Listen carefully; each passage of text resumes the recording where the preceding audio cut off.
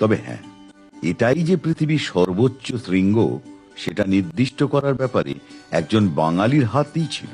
হ্যাঁ, রাধানাথ শিকদার। ওই চূড়াটার নাম এভারেস্ট না হয়ে রাধানাথও হতে পারতো, তাই না? তবে শুনতে বোধহয় তেমন আহামরি লাগতো না। এভারেস্টই ভালো, বেশ জাঁদরেল একটা নাম, এভারেস্ট। সত্যি তোর জবাব নেই।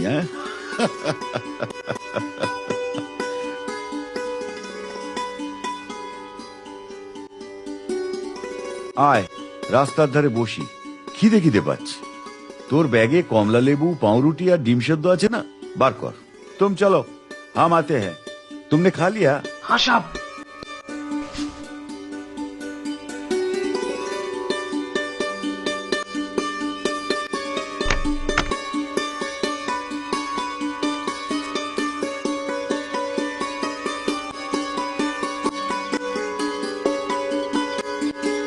তোর মাথাতে আসেও মাঝে মাঝে।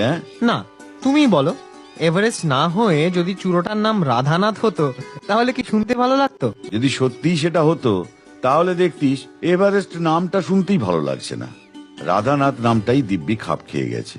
নে নে তাড়াতাড়ি খা। भागो भागो येती, भागो भागो भागो, भागो बचाओ येती येती, भागो भागो भागो। কাকা বাবু, ইয়েতি! ইয়েতি এখানে এই সকালবেলা? পাগল নাকি? साहब साहब साहब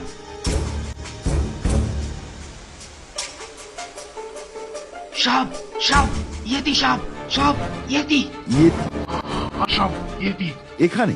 ধুর, তোমরা নিজের চোখে দেখেছো? नहीं साहब, हमने तो नहीं देखा। उधर 3-4 आदमी चिल्ला चिल्ला के बोल रहा था और फिर भाग गया। ভালো হয়েছে, ওদের চিৎকারে দেখো তোমাদের ইয়েতিও ভেঙে গেছে এতক্ষণ। কাকা বাবু, ভাল্লুক! বোঝো, এই তাহলে তোমাদের ইয়েতি।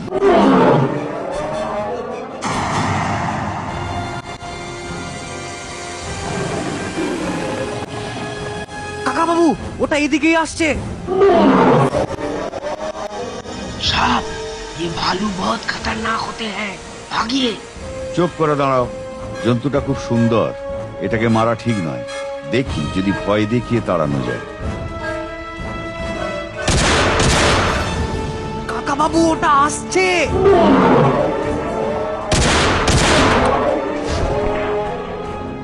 যাক, কাজ হয়েছে, ও আর আসবে না। চল এবার এগোনো যাক, সব গুছিয়ে নে।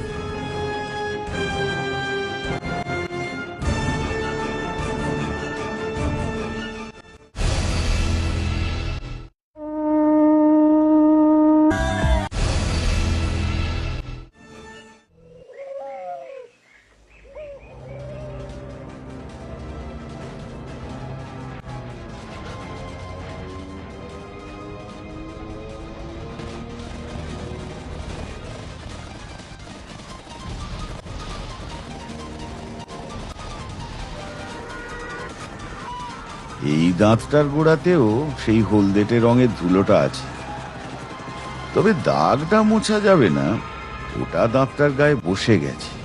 দাঁতটার সাথে মানুষের দাঁতের পার্থক্য নেই বললেই চলে, শুধু সাইজটাই যা বড়।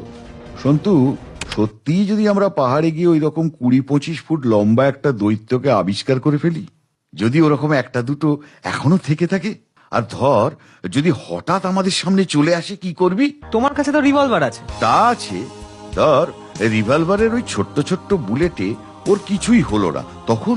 হ্যাঁ, তখন তখন তখন একটাই উপায়। কি উপায়? আমি পরিষ্কার ওনার সামনে হাত জোড় করে বলবো, দেখুন, আপনার সময়কার, আপনার বয়সী প্রাগৈতিহাসিক বন্ধুরা তো সবাই চলে গেছেন, আপনি শুধু শুধু এই একলা পাহাড়ে এই ঠান্ডায় ঘুরে ঘুরে কেন কষ্ট পাচ্ছেন? তার চেয়ে হয় আমাদের সাথে কলকাতায় চলুন, আপনাকে চিড়িয়াখানায় একটা রুম দিয়ে দেবো, আর নয়তো যে পথে আপনার বন্ধুরা চলে গেছেন আপনিও দয়া করে সেই দিকেই যান, প্লিজ।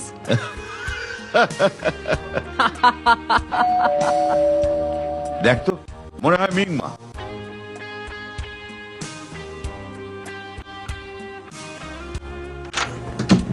सलाम प्रोफेसर साहब आचन की मैं मिंगमा शेरपा मिंगमा आइए।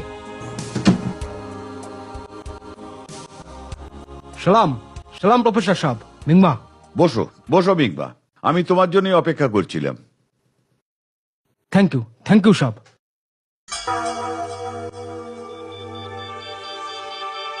কি দেখছো? ক্রাচ দুটো? हाँ मतलब आप ভাবছো তো লোকটা একটা পাগল, খোঁড়া পা নিয়ে এভারেস্টে চড়ার স্বপ্ন দেখছে। মিংমা, পাহাড়ে উঠতে হলে পায়ের থেকেও বেশি প্রয়োজন মনের জোর। ওটা থাকলে যে কোনো অসম্ভবকেই সম্ভব করা যায়। ये तो सही बात আছে साहब। শোনো, কাজের কথায় আসা যাক। আমরা কাল বেরোচ্ছি, তুমি তোমার লোকদের নিয়ে সকাল সকাল চলে এসো। जरूर जरूर साहब। हमार দলে 4 आदमी আছে, আমি, नरबू और 2 कुली। আপনাদের কোনো तकलीफ হবে না, सब सामान हम लोग उठा लेंगे, खाना भी हम लोग पकाएंगे साहब। ঠিক আছে, साहब आप क्या एवरेस्टे उठবেন साहब? দেখি, ইচ্ছে তো আছে।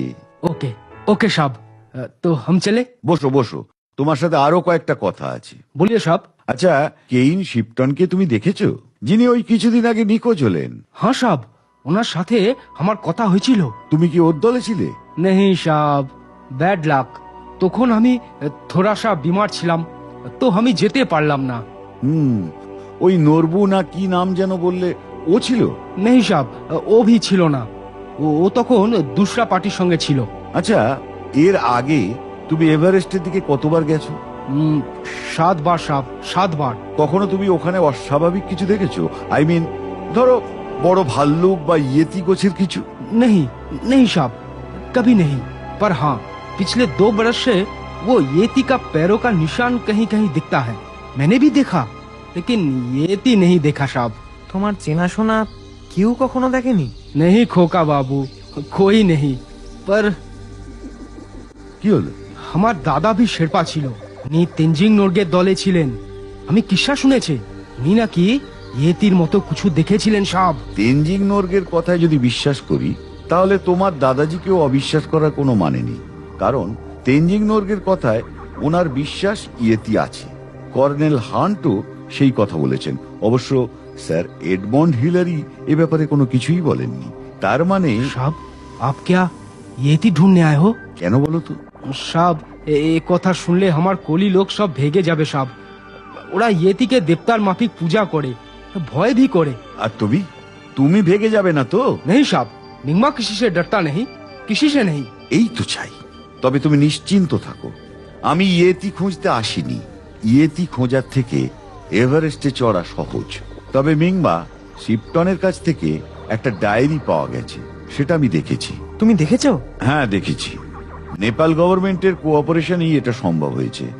তাই ওনার যেসব জিনিসপত্র সার্চ পার্টি ফিরিয়ে নিয়ে এসেছিল, সেগুলো আমি দেখে এসেছি। তার মধ্যে একটা ডায়েরি ছিল। ডায়েরিতে কি লেখা ছিল কাকাবাবু? সাধারণত ডায়েরিতে যা থাকে, রোজকার ঘটনার সংক্ষিপ্ত বিবরণ। তার মধ্যে এক জায়গায় উনি লিখেছেন, একদিন ওই রকম এক সন্ধ্যায় তিনি তাঁবুর বাইরে দাঁড়িয়েছিলেন। দূরে কালাপাথারের কাছে তিনি একটা কালো ছায়ামূর্তি মতো দেখেছেন। সেটা মানুষ হতে পারে না, এ ব্যাপারে উনি শিওর। তবে ইয়েতি কিনা সে ব্যাপারে উনি ততটা নিশ্চিত নন। তবে কিছুক্ষণ পরেই নাকি সেটা অদৃশ্য হয়ে যায়। হ্যাঁ, অদৃশ্য হয়ে যায়? How is it possible? Yeti সম্পর্কে যেসব গল্প আছে, তার মধ্যে একটা প্রধান আজগুবি গল্প হচ্ছে, ইয়েতিরা নাকি একরকম ঘাস খায় যেটা বরফের তলায় জন্মায়, এবং সেই দুর্লভ ঘাসের গুণেই নাকি ওরা যখন তখন অদৃশ্য হয়ে যেতে পারে। কেইন শিপটনকে কি ইয়েতি তুলে নিয়ে গেছে? এখনই সেটা নিশ্চিত করে বলা সম্ভব নয়। তবে আমাকেও যদি ইয়েতি তুলে নিয়ে যায়, তাহলে হয়তো আমি কেইন শিপটনকে খুঁজে বের করতে পারবো। হ্যাঁ,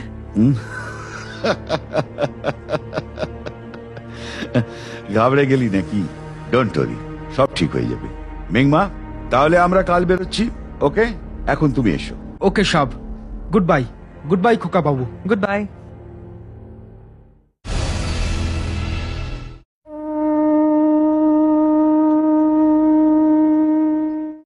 মুখং করোতি বাচালং পঙ্গুং লঙ্ঘয়তে গিরিম যৎকৃ